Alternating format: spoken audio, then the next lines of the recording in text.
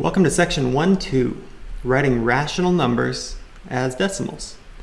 Objectives for this section: write rational numbers as terminating or repeating decimals using long division, and compare rational numbers on the number line. Some vocabulary for this section, which you should add to your notes document: terminating decimal and repeating decimal. To write rational numbers as terminating decimals using long division, recall in a previous course you learned to write some rational numbers as decimals. Here's an example. 3/10, well, that's 0.3. Note the 3 is in the tenths place. 21/100ths, well, 0.21. Note the 1 is in the hundredths place. And the mixed number, 5 and 323/1000ths, is 5.323. Note the final 3 is in the thousandths place. Any rational number may be written in decimal form using long division. You write 1/4 as a decimal using long division because 1/4 means 1 divided by 4. And recall, that works something like this.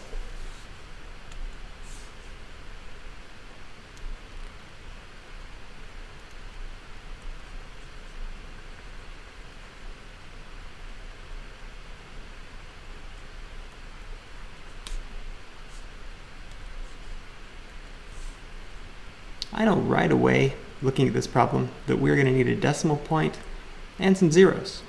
I can place a few in place, whether or not we'll need all of these, so that as we continue, 1 divided by 4, well, 4 goes into 1 0 times without going over. So 0 point, and now we could multiply 0 times 4 and subtract 0 here, but as you notice, that really just brings us back to a 1, and our next step is to immediately drop the next 0. I like using these arrows.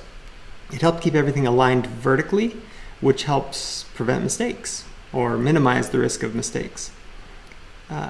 Note, we didn't need to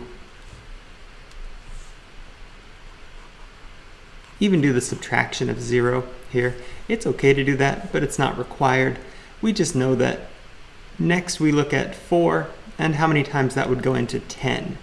Now 10 without the decimal point, right? It's at some point in decimal long division, we end up being able to ignore the decimal point.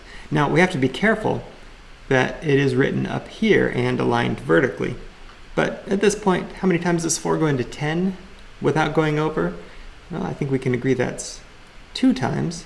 And 2 times 4, of course, is 8. And so we subtract 8 from 10, again ignoring that decimal point. 10 minus 8 is 2.